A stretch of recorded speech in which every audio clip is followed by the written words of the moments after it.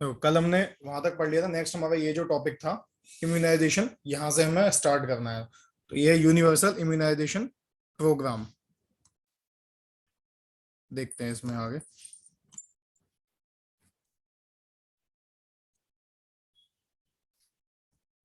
देखिए, universal immunisation programme, इसमें क्या है? ये immunisation programme in India was introduced in 1978।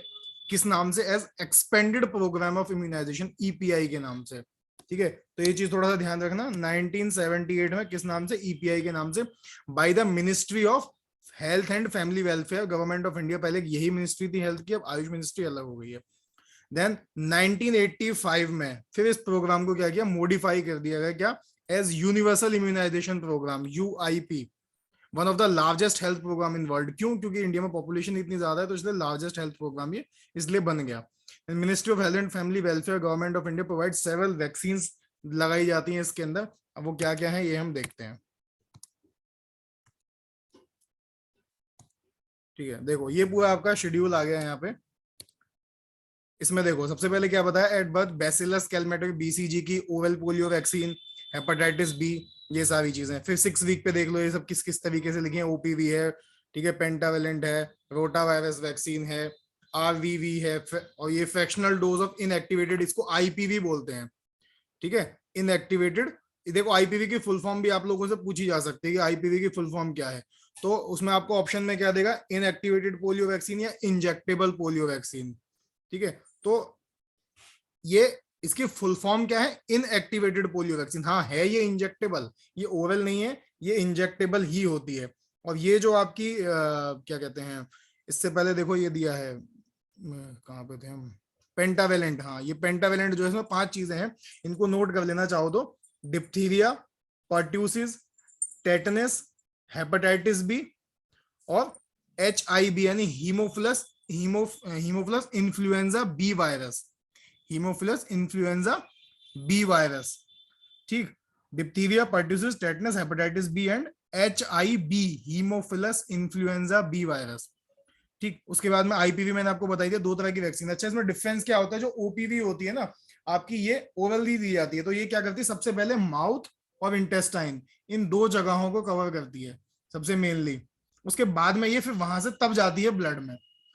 ठीक है, अच्छा, सबसे ज्यादा जो अटैक करता है ये वायरस, ये माउथ को और इंटेस्टाइन को ही करता है, इसलिए सबसे पहले इनको कवर करना जरूरत है, फिर ब्लड में जाने के बाद बाकी जगहों को कवर करती है। लेकिन जो इंजेक्टेबल ब्लड वैक्सीन है वो डायरेक्ट ब्लड में जाती है। अब इन दोनों में थोड़ा सा एक ये है कि जो ओरल पोलियो वैक्सीन और ये जो है आईपीवी की, ओरल पोलियो वैक्सीन में क्या होता है? लाइव एटीन्यूएटेड वैक्सीन है। पोलियो वायरस जो है वो क्या होता है? बहुत ही कमजोर एक वायरस होता है जिससे ये वैक्सीन बनाई जाती है। मतलब वो लाइव होता है लेकिन डेड नहीं होता, लेकिन उसको भी ऑलमोस्ट डेड माना जाता है। जबकि जो ये होता है आपका इनएक्टिवेटेड पोलियो वैक्सीन, ये किल्ड वैक्सीन होती है। इसमें जो वायरस होता है वो किल्ड होता है, और उसका एक कुछ प्रोटीन या कुछ एक हिस्सा लेकर के उसके जैसा उससे वैक्सीन बनाई जाती है। तो ये दोनों के अंदर बेसिक डिफरेंस है कि एक किल्ड वैक्सीन है और एक लाइव एटीन्यूएटेड वैक्सीन है। ओवल वाली लाइव एटीन्यूएटेड है और ये इनएक्टिवेटेड या किल्ड वैक्सीन है, आईपीवी। देन आपका आ जाता है 10 वीक्स पर OPV2, पेंटावेलेंट। ये सारी चीजें देख लेना। पेंटावेलेंट का पहले एक बार लगा, फिर पेंटावेलेंट का सेकंड लगेगा। ठीक है, ये सारी चीज वैक्सीन के देख लेना। ये पीसीवी जो है न्यूमोकोकल कॉन्जुगेट वैक्सीन है, एक बार लगेगा, दूसरी बार लगेगा। ये JE जो आप देख रहे हो, ये क्या है? Japanese encephalitis. ठीक है, ये और बाकी आप सबको नाम जितने भी नीचे देख रहे हो ये सारे जाने पहचाने हैं। ये जो TD दे रहे हैं टेटनस एंड डिप्थीरिया के लिए। तो इसको एक बार स्क्रीनशॉट ले लेना और इनको याद कर लेना कि कौन सी वैक्सीन कब लगती है। अच्छा, इसमें एक चीज ध्यान रखना, ये जो है जैसे आपका न्यूमोकोकल कॉन्जुगेट वैक्सीन, ये सिलेक्टेड स्टेट्स में जैसे कि बिहार, हिमाचल प्रदेश, MP, UP और राजस्थान, हरियाणा, ठीक है, इन सब में क्या है? ये ज्यादा ये स्टेट इनिशिएटिव है, इनमें ज्यादा लगाया जाता है। क्योंकि यहाँ पे ये तो कुछ बीमारी कई कई जगहों पे ऐसे होता है कि वहां बहुत ज्यादा मिलती है, कुछ जगहों पे कम मिलती है। इसका बहुत बड़ा एग्जांपल क्या है? JE, ये एक एंडेमिक डिस्ट्रिक्ट ओनली। तो अब बता सकते हो यूपी में कौन से डिस्ट्रिक्ट में एंडेमिक है?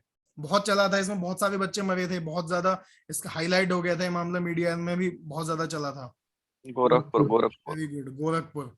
ठीक है, तो ये इस तरीके से ध्यान रखना कि ये JE और ये PCV की जो वैक्सीन है, ये टाइम टू टाइम, ये फिलहाल ये जो स्टेट्स हैं उस टाइम के 2020 के तब ये थे, ये टाइम टू टाइम चेंज होते रहते। तो अभी 2020 वाला ही डाटा आप लोग याद रख के चलोगे कि ये इसके लिए कौन से एरिया जिनको स्पेशली सिलेक्ट किया गया, कौन से स्टेट हैं, फिर उनके पर्टिकुलर आगे कौन से डिस्ट्रिक्ट थे उसको आप इतना मत जाइए, बट स्टेट याद रखिए, क्योंकि आपके यूपी की बात है तो यूपी में तो स्पेशली याद रखिएगा कि जापानीज एंसेफेलाइटिस के लिए ये गोरखपुर वाली जो बेल्ट है इसमें ये मेनली मिलता है। देन इसके बाद में फिर आगे आते हैं, मैंने आपको बताया था कल मिशन इंद्रधनुष, ठीक है। देखो इसमें क्या क्या आ रहा है, ये 7 चीजें आ रही हैं।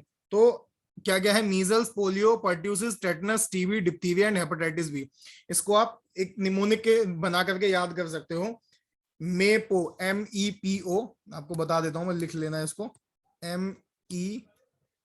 MEPO, मेपो, पर, PERTT, डिप है,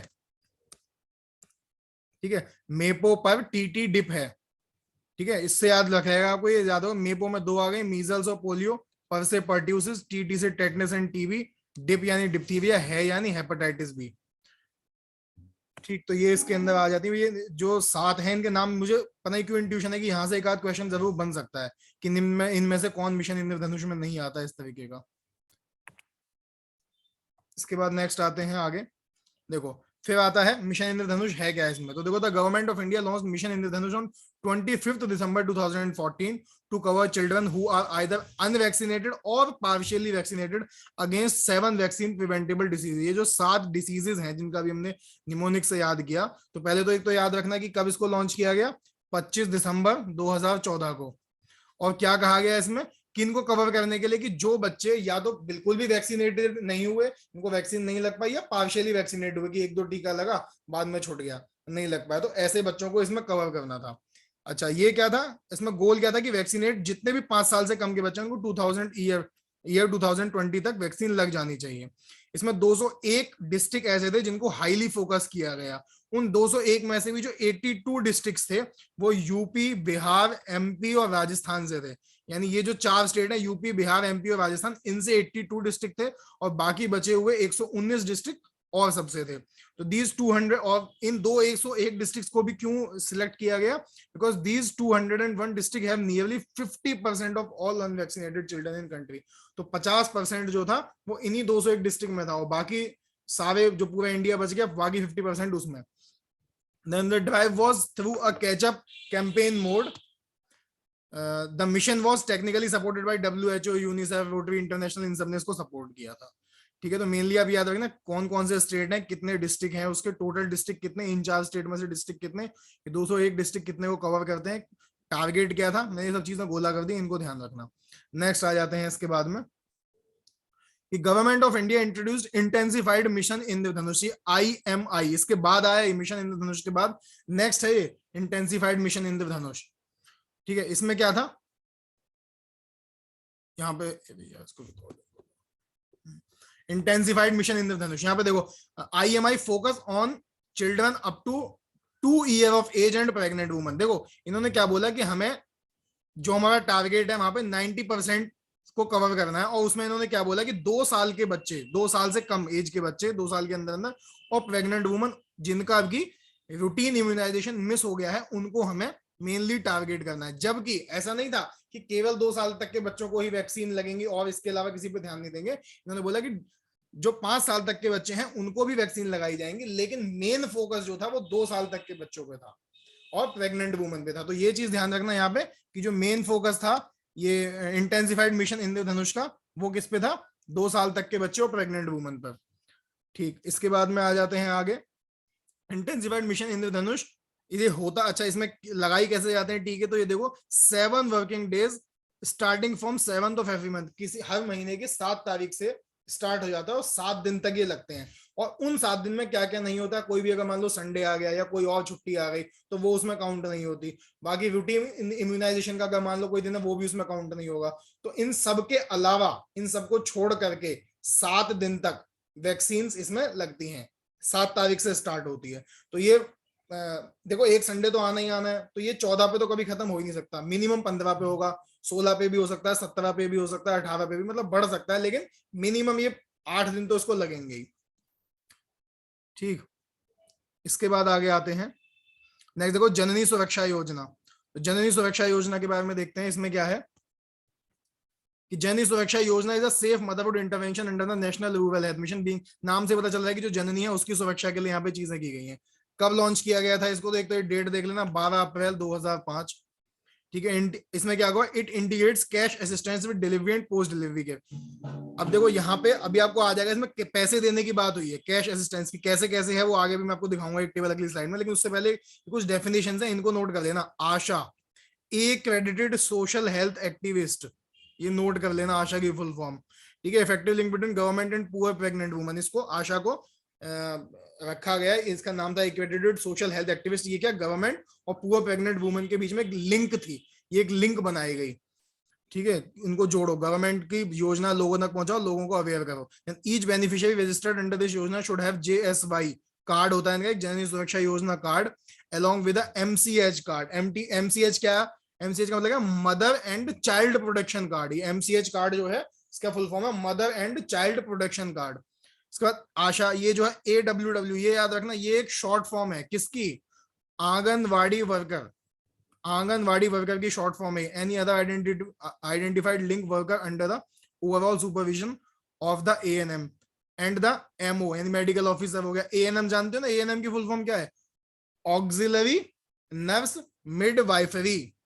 ऑक्सिलरी नर्स मिडवाइफरी, ये सब छोटी छोटी डेफिनेशन से पता होनी चाहिए। This will effectively help in monitoring antenatal checkup and the post delivery care. ठीक है, इसके बाद में आगे आते हैं अगले पे। देखो यहाँ पे जो आपको बताया था पैसे वाली बात, तो इन्होंने क्या बोला, दो तरह के स्टेट्स में डिवाइड कर लिया। एक उन्होंने बोला, एक तो लो परफॉर्मिंग स्टेट्स हैं, यानी जहां पे परफॉर्मेंस लो जा रही है, और एक हाई परफॉर्मिंग स्टेट्स। यहाँ परफॉर्मेंस का मतलब क्या है कि जिनमें अच्छा परफॉर्मेंस आ रहा है, फीमेल्स ज्यादातर इंस्टीट्यूशनल डिलीवरी करा रही है बजाय अपने घर के। ठीक है, वो हाई परफॉर्मिंग स्टेट्स हो गए, और जहां पे वो अभी भी अपने घर पे कराना ज्यादा प्रेफर कर रही है, उतना अच्छा रेस्पॉन्स नहीं आ रहा है जो योजनाओं का, तो वो लो परफॉर्मिंग स्टेट्स में आ गए। तो यहाँ पे इनको भी फिर स्टेट्स को भी दो उसमें डिवाइड किया गया पैकेज में, एक रूरल एरिया का पैकेज और एक अर्बन एरिया का पैकेज। तो रूरल एरिया के पैकेज में क्या बताया गया कि लो परफॉर्मिंग स्टेट में माँ को 1400 रुपए मिलेंगे, आशा को 600 रुपए। वहीं अर्बन एरिया में माँ को 1000 रुपए, आशा को 200 रुपए। जबकि जो हाई परफॉर्मिंग स्टेट्स है वहां पे चाहे रूरल हो या अर्बन, आशा को कोई पैसे नहीं मिलेंगे, मतलब उसको जो सैलरी मिलती है वो मिलेगी, अलग से कोई इंसेंटिव नहीं दिया जाएगा। लेकिन जो मदर है उसको रूरल में 700 और अर्बन में 600 रुपए मिलेंगे। ठीक है, इसके बाद आगे आ जाओ फिर नेक्स्ट, प्रधानमंत्री सुरक्षित मातृत्व अभियान। ये भी कुछ ज्यादा अलग नहीं है, इसमें भी उसी तरीके के गोल्स हैं। ठीक है, बस इसको याद रखना, ये 2016 में लॉन्च हुआ था। ठीक है, ये जो नई गवर्नमेंट आई है इन्होंने 2016 में इसको लॉन्च किया था नेशनल हेल्थ मिशन के अंडर, प्रधानमंत्री सुरक्षित मातृत्व अभियान। आप देखो इसमें बहुत सारे, प्रधानमंत्री आवास योजना, प्रधानमंत्री सुरक्षित मातृ अभ्यास योजना, प्रधानमंत्री जन आरोग्य योजना, तो बहुत सारी योजना जिनमें सब में प्रधानमंत्री लगा हुआ है स्टार्टिंग में, वो सारे इसी नई गवर्नमेंट के हैं। ठीक है, अच्छा, इसका एम क्या है, to provide assured comprehensive and quality antenatal care free of cost. वही सब चीजें जो पहले की योजनाओं में भी दी जा रही थी, कुछ बहुत ज्यादा नया नहीं है। एक डेट याद रखना कि 9th ऑफ एवरी मंथ को स्टार्ट होती है ये। ठीक है, प्रधानमंत्री वाली जो है ये सुरक्षित मातृत्व अभियान, ये 9 तारीख हर महीने की। और ये वही वाली बात कि in addition to routine ANC at the health facility, जो भी एंटीनेटल चेकअप रूटीन के होते हैं उनसे अलग 9 तारीख को स्पेशली इस दिन को इस योजना के लिए डेडिकेट किया गया। गोल क्या थे इसके, प्रधानमंत्री सुरक्षित मातृत्व अभियान योजना के, to improve the quality and coverage antenatal care, जैसे मैंने आपको बताई दिया, उसकी डायग्नोस्टिक्स, जांचें, काउंसलिंग सर्विसेज, ये सारी चीजें। इसके बाद आ जाओ इसके ऑब्जेक्टिव्स क्या थे। ठीक है, तो देखो वही सारे ऑब्जेक्टिव्स हैं, इसमें कुछ भी अलग नहीं है जो प्रेग्नेंट वुमेन के लिए होते हैं। ठीक है, कि जो एटलीस्ट 1 एंटीनेटल चेकअप, कम से कम एक एंटीनेटल चेकअप हो जाए उसका इन देयर 2nd और 3rd trimester bye a physician. ठीक है, ये वाला एक पॉइंट याद रखना, कम से कम एक एंटीनेटल चेकअप हो जाए, ये इंश्योर करना है। Improve the quality of care and antenatal visit, ये सब चीजें ठीक है। आगे all applicable diagnostic service, screening of the applicable clinical conditions, ये सब भी ठीक है। अच्छा, ये बात, उसके बाद कुछ डिसीजेस हैं, इनको देखो मेनली क्या करना है, मैनेज करना है, और स्क्रीनिंग करनी है, पहचानना है, और अगर है तो मैनेज करना है। Anaemia, pregnancy induced hypertension, gestational diabetes. ठीक, इनको पहले स्क्रीनिंग करना है, अगर पहचान मिल जाती है तो फिर उसको मैनेज करना है। Then appropriate counselling services, additional service opportunity to pregnant woman who have missed antenatal visit, जिसकी मिस हो गई है उनको दोबारा से अपॉर्चुनिटी देना। Then identification and line listing of high risk pregnancies based on obstetric medical history and existing clinical conditions. उनको पहले आइडेंटिफाई करना है, मान लो कि भाई ये हाई रिस्क प्रेगनेंसी है, समझते हो ना, हाई रिस्क प्रेगनेंसी किसमें, ये चीज किसको, जो भी गायनी है ऑब्स्टेट्रिक्स वहां पे है, उनको ये पहले स्क्रीनिंग करनी है कि भाई हाई रिस्क प्रेगनेंसी जैसे ब्रीच प्रेजेंटेशन है, या किसी का क्या बोलते हैं उसको, वो प्यूबिक सिम्फाइसिस जो उसका साइज कम है वहां पे, तो बहुत सारी कंडीशंस होती हैं इसमें पहले से पता होता है कि भाई ये रिस्क प्रेगनेंसी। और भी कुछ ऐसी कंडीशंस है, मान लो एनीमिक है, सीवियर एनीमिक है, तो वो भी हाई रिस्क प्रेगनेंसीज में आ गई, ठीक है। या फिर मान लो वो है, क्या बोलते हैं आपको, ट्विंस हैं, अगर 2 बेबी हैं तो वो भी हाई रिस्क प्रेगनेंसीज में आ जाती हैं ये सब चीजें। Then appropriate birth planning and complications readiness for each pregnant woman specially those identified with any risk factor और कॉमॉर्बिड कंडीशन, ये सारी चीजें आ गई। Management of woman with malnutrition, अगर यदि किसी को माल न्यूट्रिशन की वजह से समस्या है, माल न्यूट्रिशन समझते ही होगा, उसका पोषण पूरा नहीं हो रहा है, तो वहां पे उन चीजों को भी अर्ली डायग्नोज कर लेना, ठीक है। क्या क्या होता है कभी कभी माल न्यूट्रिशन की वजह से प्रेगनेंसी में भी क्या हो जाता है, एसाइटिस डेवलप होने लग जाता है, तो ऐसी चीजों को फाइंड आउट करना है। Then special focus on adolescent and early pregnancies as these pregnancies need extra specialised care. इसके बाद आगे आते हैं, देन नवजात शिशु सुरक्षा कार्यक्रम। यहाँ पे देखो, नवजात शिशु सुरक्षा कार्यक्रम में बात पता चल रही है कि न्यूनेट की बात हो रही है, नवजात शिशु का मतलब न्यूनेट की बात हो रही है। तो इस प्रोग्राम में क्या है, train health personnel in basic newborn care, जो भी health person, aim to train health personnels को, जो भी वहां पे हैं, उनको न्यूबॉर्न केयर एंड रिससिटेशन के लिए सबसे पहले तो उनको क्या करना है, ट्रेन करना है। Then has been launched to address care at birth issues, prevention of hypothermia, prevention of infection। जब बच्चा पैदा होता है तो सबसे पहले यही प्रॉब्लम्स होती हैं, इन्हीं से जूझता है वो, हाइपोथर्मिया की हो जाएगा, इन्फेक्शन होगा, early initiation of breast feeding, ठीक है। इसके अलावा बेसिक न्यूबॉर्न रिससिटेशन, तो इन सब चीजों के लिए क्या किया गया, जो भी हमारे हेल्थ एक्टिविस्ट वगैरह थे उनको क्या ट्रेन किया गया इन सब चीजों के लिए। ऑब्जेक्टिव क्या था, is to have a trained health personnel in basic newborn care and resuscitation at every delivery point. The training is for 2 days and is expected to reduce neonatal mortality significantly in the country, ठीक है। इसके बाद में आगे आ जाओ, national health programme for family planning. इसमें देखो बहुत सारे मेजर्स थे, इसमें मेनली देखो एक तो 1952 से ही ये प्लानिंग चल रही थी, ठीक है, जो पहली बार थी ये कब आ गई थी, फैमिली प्लानिंग 1952 में। इसके बाद में आगे आगे इसमें चीजें इंप्लीमेंट होती गई। तो ओवर द डिकेड्स क्या क्या इसमें देखो पॉलिसीज आई, पॉपुलेशन स्टेबलाइजेशन को लेकर के, रिप्रोडक्टिव हेल्थ को भी प्रमोट करना था और पॉपुलेशन को भी स्टेबल करना था, दोनों ही चीजें थी फैमिली प्लानिंग के अंदर। रिप्रोडक्टिव हेल्थ का भी ध्यान रखना, ये नहीं कि केवल पॉपुलेशन ही कम करनी है बस, रिप्रोडक्टिव हेल्थ का भी ध्यान रखना है, और maternal infant and child mortality and morbidity को भी रिड्यूस करना है। तो ये रिप्रोडक्टिव हेल्थ के अंदर ये सब चीजें आ जाती हैं। अच्छा, इसके बाद में देखो 2016 में एक मिशन परिवार विकास, मैंने बताया ये जब से नई गवर्नमेंट है इसने सबके नाम थोड़े थोड़े अलग कर दिए, उन्हीं चीजों को अपने नाम से, नए नाम से लॉन्च कर दिया। तो ये फैमिली वेलफेयर प्लानिंग वाला जो प्रोग्राम था, इसको मिशन परिवार विकास के नाम से 2016 में लॉन्च किया। इसमें स्पेशल फोकस किया गया था 146 high fertility district. High fertility district का मतलब समझते हो, जो बहुत उपजाऊ भूमि है, उपजाऊ भूमि का मतलब फसल से नहीं, उपजाऊ मतलब जहां पे पॉपुलेशन की फसल बहुत अच्छे से उगती है, उसके लिए बहुत उपजाऊ है, ठीक है। जहां पे पॉपुलेशन खूब ज्यादा है, फल फूल रही है और बढ़ती जा रही है। उसमें बताया इन्होंने बहुत सारे 146 डिस्ट्रिक्ट में, बिहार था, यूपी के डिस्ट्रिक्ट थे, आसाम के डिस्ट्रिक्ट, छत्तीसगढ़ के, एमपी, राजस्थान और झारखंड, ठीक है। तो इनमें यहाँ पे with an aim to ensure availability of contraceptive के जो भी मेथड्स होते हैं वो सभी अवेलेबल करवाए जाए, जहां पे भी क्या है हेल्थ, जो भी मतलब primary health care centres, district hospitals, CHC, PHC, उन सब जगहों पे जो भी कॉन्ट्रासेप्टिव मेजर्स हैं, मेथड्स हैं, वो अवेलेबल कराए जाएं। गोल क्या था, its overall goal is to reduce India's overall fertility rate to 2.1 पे लाना था, और इस समय 2.1 को हम अचीव कर सकते हैं, कर चुके हैं बाय द ईयर 2025 जो है ये इन्होंने डिसाइड किया था कि 2025 तक अचीव करना है, बट एज पर डाटा ये ऑलरेडी अचीव हो चुका है। ऑब्जेक्टिव है to improve the access to contraceptive and accelerating access to high quality family planning services, ठीक है। इसके बाद आगे आते हैं, नेक्स्ट देखो की स्ट्रेटजीज क्या क्या थी इसमें। की स्ट्रेटजीज में देखो आईयूसीडी हो गई आपकी, ठीक है, आईयूसीडी को ध्यान रखना। इंजेक्टेबल कॉन्ट्रासेप्टिव्स हैं, ये न्यूली इंट्रोड्यूस्ड कॉन्ट्रासेप्टिव्स हैं, एमपीए है, मेडॉक्सीप्रोजेस्टेरोन एसिडेट, एंड अंडर कौन सा प्रोग्राम, अंतरा प्रोग्राम, अंतरा प्रोग्राम के अंतर्गत ये जो न्यूली इंट्रोड्यूस्ड कॉन्ट्रासेप्टिव्स हैं उनको अवेलेबल कराया गया। अंतरा प्रोग्राम एंड छाया, ठीक है, पहले इसको सहेली के नाम से मार्केटेड किया जाता, अब नया क्या है नाम, अंतरा प्रोग्राम एंड छाया, याद रखना, इसको नोट कर लेना।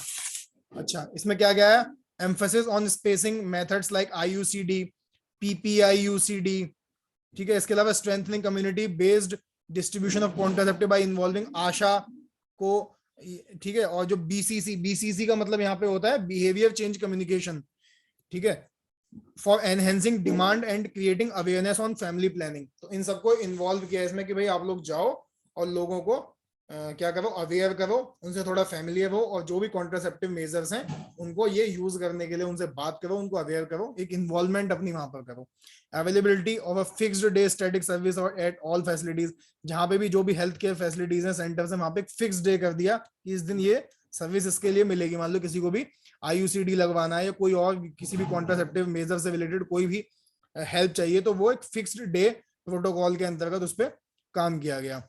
ठीक है, एक ये देखो mini lab, emphasis on mini lab tubectomy services, इसको देख लेना, mini lab tubectomy services, ensuring quality care in family planning, ये सब हो गया। Assurance committees, increasing non special non scalpel vasectomy, ठीक, इसके बाद में ठीक है, यहाँ पे इन 2-3 चीजों को जिनको मैंने गोला किया है इनको स्पेशली नोट कर लेना।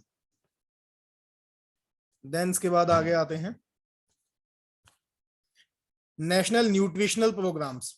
नेशनल न्यूट्रिशनल प्रोग्राम्स में क्या क्या है देखो, नेशनल आयोडीन डेफिशिएंसी डिसऑर्डर, सीधी बात है, जो भी न्यूट्रिशन की डेफिशिएंसी होने वाली डिजीजेज है उन्हीं को कंट्रोल करने के लिए आया है ये। तो ये सारे नाम देख लो, इनको एक एक करके हम पढ़ते हैं, ठीक है, आ जाओ। इसमें सबसे पहले नेशनल IDD कंट्रोल प्रोग्राम, यानी कि iodine deficiency disorder control programme. तो बच्चा जो होता है जिसमें आयोडीन की डेफिशिएंसी होती है उसमें क्या क्या चीजें देखने को मिलती हैं, ठीक है। तो इन्होंने यहाँ पे देखो बताया हुआ है, आप देख सकते हो कि इट इज एक माइक्रो न्यूट्रिएंट है जिसकी डेली रिक्वायरमेंट कितनी है, 100 से 150 microgram for normal growth and development. Deficiency of iodine क्या क्या कॉज करती है, ग्वाइटर, सब नॉर्मल इंटेलिजेंस, ग्वाइटर को स्पेशली याद रखना, स्टार बना रहा हूं मैं, ठीक है, सब नॉर्मल इंटेलिजेंस होता ही है उन बच्चों में। न्यूरोमस्कुलर वीकनेस, एंडेमिक क्रेटिनिज्म, इसको स्पेशली याद रखना। स्टिल बर्थ भी हो जाता है कभी कभी, हाइपोथायराइडिज्म, ठीक है, आयोडीन की डेफिशिएंसी की वजह से हो जाता है, आपको पता ही है कि जो हमारे हार्मोन्स होते हैं उनको एक रॉ मटेरियल चाहिए, वो आयोडीन है जिससे थायराइड हार्मोन्स बनते हैं। And defect in vision, hearing and speech, spasticity, intrauterine death and mental retardation, ठीक है। आगे आते हैं, फिर देखो ऑब्जेक्टिव्स क्या है, surveys to assess the magnitude of the iodine deficiency disorders. Objective क्या था इस मिशन का या इस योजना का, पहले सर्वे करना और एसेस करना कि जो आयोडीन डेफिशिएंसी और डिसऑर्डर्स उनका मैग्नीट्यूड कितना है, यानी कितने बड़े लेवल पे ये फैले हुए हैं इस समय, कितने बड़े लेवल पे इनका इंपैक्ट जा रहा है।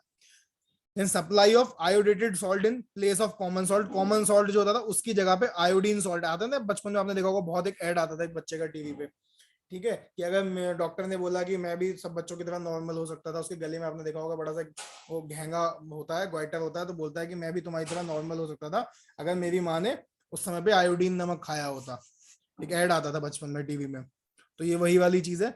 Then resurvey after every 5 years to assess the extent of iodine deficiency, हर 5 साल में दोबारा से असेसमेंट करना कि पहले से कितनी कमी आई आयोडीन डेफिशिएंसी डिसऑर्डर्स में। Then laboratory monitoring of iodated salt and urinary iodine excretion, health education and publicity. Then next आता है आपका माँ, मदर्स एब्सोल्यूट अफेक्शन। देखो माँ यानी मदर्स, इसकी फुल फॉर्म याद रखना माँ की, mother absolute affection, programme for infant and young child feeding.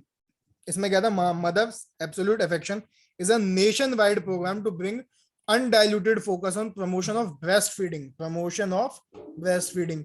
क्या था इसका मेन उद्देश्य, एक तो था promotion of breast feeding and provision of counselling services for supporting breast feeding through health system, ठीक। तो ये अफेक्शन की बात है, बच्चे को माँ से अफेक्शन कब होता है, जब माँ उसको गले से लगाती है, इसको कंगारू मदर केयर का भी नाम दिया जाता है। तो उस अफेक्शन को बढ़ाने के लिए क्या किया, ब्रेस्ट फीडिंग को प्रमोट किया गया, ठीक है। Then the programme has been named as MAA to signify the support, MAA to signify the support a lactating mother requires from family members and at death facilities to breast feed successfully. इसमें ये सारी चीजें आ गई। इसके बाद में पोटेंशियल सपोर्ट ब्रेस्ट फीडिंग, ये भी प्रैक्टिस हो गया ब्रेस्ट फीडिंग, ठीक है। इस वाले में और कुछ, हाँ ये एक लास्ट पॉइंट ये वाला जरूर देख लो। To incentivise and recognise those health facilities that show high rates of breast feeding along with process in place of for lactation management. तो वो जितने भी हेल्थ केयर सेंटर्स थे, फैसिलिटीज थी, जहां पे ब्रेस्ट फीडिंग का रेट बहुत ज्यादा बढ़ गया, जिसने बहुत ज्यादा इंप्रूवमेंट हो गया, उनको इंसेंटिवाइज करना, उनको इंसेंटिव्स देना, ठीक। इसके बाद आगे आते हैं। फिर देखो की मैसेज क्या है, इसमें कुछ खास नहीं है। यहाँ पे देखो ये वाला देख लेना कि एक तो आप ये after 6 months of age baby should be introduce to semi solid soft food. हमारे वहां पे आपने उसमें भी देखा है आयुर्वेदा में क्या बोला गया है इसके लिए कि कब अन्नप्राशन संस्कार करना है, कब फल प्राशन करना है, ठीक है। सेमी सॉलिड फूड का बोला after 6 months। Complementary feeding but breast feeding should be continue for up to 2 years and beyond. 6 महीने बाद सेमी सॉलिड फूड दे देना है या सॉफ्ट फूड देना है, लेकिन ब्रेस्ट फीडिंग कम से कम 2 साल तक करने के लिए बोला, because it is an important source of nutrition, energy and protection. तो ये बात ध्यान रखना कि कितने साल तक के लिए। अब वहां पे आप बहुत मुश्किल है कि 2 साल लगाओ, क्योंकि आज तक 2 साल, अब 2 साल के तक कोई कराता नहीं है। पहले तो 2 3 साल भी फीडिंग होती थी। तो एक तो 2 years और 6 महीने बाद ये चीजें दी जा सकती हैं, बट कम से कम उसके बाद भी 2 साल तक या उससे भी ज्यादा तक ब्रेस्ट फीडिंग करनी है। अच्छा, उसके बाद में एक चीज देखो, breast milk alone is the best food and drink for infant for the 6 months। यानी 6 महीने तक उसको और कुछ भी देने की जरूरत नहीं है। ब्रेस्ट मिल्क अपने आप में सफिशिएंट है उसके लिए, कोई भी और चीज देने की जरूरत नहीं है, नॉट इवन वाटर, ठीक है। उसके बाद में देखो, but allow infant to receive ORS drops, syrups of vitamin, minerals, medicine, ये जो उसकी जरूरत की चीजें वो दे सकते हैं। बट इन्होंने यहाँ पे बोला कि ये नहीं बोला कि पानी पिलाओ मत बच्चे को, इसने बोला कि पानी की जरूरत नहीं है, ठीक है ना। अगर इवन पानी भी नहीं दोगे तो भी काम चल जाएगा। इसके बाद में आ गया, from the age of 6 to 8 months the child needs to eat 2 to 3 times per day and thereafter 3 to 4 times per day, ठीक है। पहले 6 से 8 महीने में 2 से 3 बार, और फिर उसके बाद में 4 times per day after 9 months, दिन फिर 9 महीने के बाद दिन में 4 बार, ठीक है। इसके बाद में आ जाते हैं, नेक्स्ट आते हैं, national programme for prevention and control of fluorosis. देखो फ्लूरोसिस में क्या है, fluorosis is a public health problem caused by excess intake of fluid. आपने देखा है ना कुछ लोग, देखो मैं आपको एक पीछे फोटो में दिखाता हूँ, आपने कुछ लोग ऐसे देखे होंगे। ये देखो, जैसे देखे बच्चे के ये जो है यहाँ पे दांत एकदम क्या हो गया, पीले पीले हो गए, जैसे खा गया हो कोई इनको, ठीक है, आगे से यहाँ पे इतने। तो ये फ्लूरोसिस की वजह से होते हैं, जहाँ पे पानी में या खाने में फ्लूरोसिस की मात्रा बहुत ज्यादा होती है, वहां पर ये ऐसा देखने को मिलता है,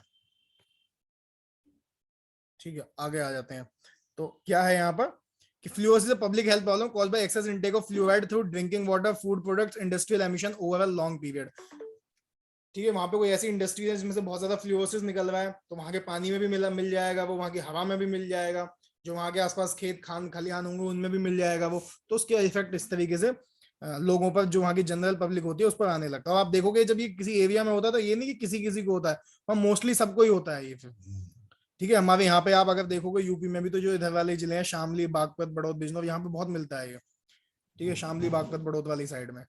it result in major health disorder like dental fluorosis, skeletal fluorosis. Dental fluorosis तो दिखाई दे जाता है, स्केलेटल फ्लूरोसिस ऐसे नहीं दिखाई देता, लेकिन वैसे हड्डियां कमजोर हो जाती हैं और क्या होता है उनमें एक मुड़ाव आ जाता है। पीछे दूसरे बच्चे को आप देख पा रहे होगे, ठीक है, एक मिनट, ये देखो, ये दिख रहा है ना आपको, ये वाला, ये देखो, ठीक है, ठीक है। इसके बाद आगे आते हैं। अच्छा, इसमें क्या किया गया, प्रिविलेंस क्या था इसका, 230 districts of 90 states, 230 districts of 19 states, 19 states के 230 डिस्ट्रिक्ट्स को चिन्हित किया गया इसके लिए, जहां पे जो फ्लोराइड प्रिविलेंस है, यानी जहां पे ये चीज ज्यादा मिलती है। गोल क्या था, NPPCF aim to prevent and control fluorosis cases in the country. Objectives, comprehensive management of fluorosis in the selected areas, capacity building for prevention, diagnosis and management of fluorosis. जो भी इसका प्रॉपर मैनेजमेंट का तरीका, उसको prevent भी करना है, control भी करना है, ठीक है। अगर कोई इंडस्ट्रीज की वजह से हो रहा है तो उनको भी रोकथाम करनी है। ये सारी चीजें क्या थी इसके अंदर, इनको सम्मिलित किया गया। देखो नेशनल आयरन प्लस इनिशिएटिव, अगला NIPI, the national iron plus initiative is an attempt to look at the iron deficiency anaemia comprehensively across all life stages. ठीक है, यहाँ पे क्या था विजन इनका 2025 anaemia free India, reduction of anaemia by 50%, इसको note कर लेना ये वाला। NIPI का नाम से पता चल रहा है काम क्या करते हैं, लेकिन इसका उद्देश्य क्या है इसको थोड़ा सा यहाँ पे देख लेना। इसके बाद में आओ आगे फिर देखते हैं इंटरवेंशंस क्या क्या गया है इसके लिए कि IFA, ये है IFA का मतलब क्या है, iron and folic acid supplementation and deworming.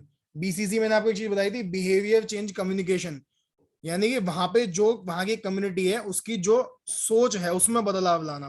For consumption of iron rich food and IFA, ठीक है, iron and folic acid and albendazole compliance, इनको इनके पूरे कंप्लायंस यानी कि इनके एक पूरा समझ लो किट टाइप में दी जाती थी कि इसका भाई आपको सेवन करना है।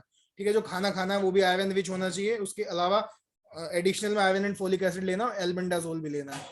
ठीक है, अब एल्बेंडाजोल कितनी एज में कितना लेना है ये भी हम आगे देखेंगे इसमें। इसके बाद में देखो एडोलसेंट की एज आपको बताई दी थी मैंने उसमें भी 10 to 19 वालों को कंसिडर करते हैं यहाँ पे, 10 to 19 ईयर्स। ठीक है, इसके बाद में देखो test and treat non nutritional anaemia, इसके अलावा मलेरिया, सिकल सेल एनीमिया और भी बहुत सारे ऐसी डिसीजेज हैं जिनकी वजह से एनीमिया होता है, वो नॉन न्यूट्रिशनल एनीमिया होता है, यानी उसमें न्यूट्रिशन की वजह से नहीं हुआ, वो आयरन डेफिशिएंसी की वजह से नहीं और कोई रीजन है, तो उसको भी टेस्ट करना है और उसको भी ट्रीट करना है। Then delayed cord clamping at institutional delivery, delayed cord clamping जानते हो, कॉर्ड क्लैंपिंग थोड़ी सी डिले की जाए, ताकि आपने उसमें भी देखा होगा हमारे वागभट वाले में हम जो रीजन बताते हैं कि स्वस्थी भूतस्य यानी कि जो स्वस्थ बच्चा है उसके लिए कितने अंगुल पे बोला है काटने के लिए, बताओ? 4 अंगुल पे, 4 अंगुल पे, चरकसुश्रुत ने कितने पे बोला है? 8 अंगुल पे। 8 अंगुल पे, क्योंकि वहां पे रीजन बोलते हैं कि देखो नॉर्मली 8 अंगुल पे काटना है क्योंकि वहां पे जो ब्लड रहता है उसमें उतना बच्चे के अंदर चला जाएगा, लेकिन वागभट ने क्या कि बोला कि स्वस्थ भूतस्य का बच्चा पहले से स्वस्थ है तो इतनी लंबी कॉर्ड रखने की जरूरत नहीं, 4 अंगुल पे हम उसको काट सकते हैं। तो ये भी उन्होंने कहा डिलेड कॉर्ड क्लैंपिंग, ताकि थोड़ा एनीमिक कम हो, उसके अंदर थोड़ा और ब्लड पहुंच जाए, क्योंकि जब बच्चा एकदम छोटा होता है तो उसमें 10-15-20 ml ब्लड की भी बहुत वैल्यू होती है। देन इसके बाद देखो यहाँ पे फिर ये आपका आ जाता है कि किस टाइम पे किस एज में कितनी कितनी देनी है। देखो इसको नोट कर लेना आराम से कि 6 से 60 महीने की एज में बाई वीकली देनी है।